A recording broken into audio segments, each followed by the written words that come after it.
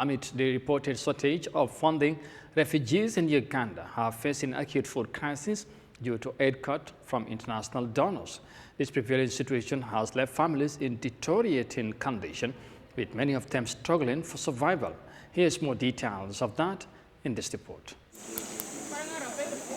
Bidi, once a quiet village in northern Uganda, now shelters more than 270,000 refugees, most fleeing conflict and hunger in South Sudan. But today, many here face a new crisis. Food rations have been cut and families are left with barely enough to survive. We used to get 4 kilograms of posho and half a liter of cooking oil, barely enough for a month. Now even that's gone. What do we do next? How do we survive? Susan Dusman, a mother of 3, is one of over 1 million refugees now cut off from food aid. The World Food Programme says it needs at least $50 million to restart support initiatives in Uganda. That makes children more vulnerable, and the cases that we are recording right now on the rise are the child malnutrition, mostly at this time. Though adults are also there, but the children are more affected. Aid agencies warn that global donor fatigue is leaving countries like Uganda behind as international attention shifts to newer crises. Uganda has kept its borders open, offering land and public services to refugees.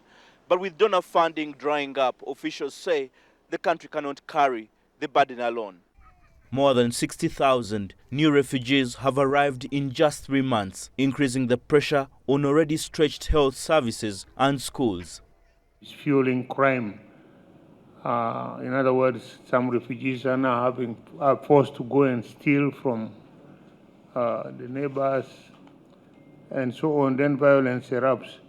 But I think that one is a difficult process because we are trying to make the refugee become resilient, to get them jobs. Even the kind of training, we try to make some short-term courses whereby they learn some skills so that they can earn from their own work.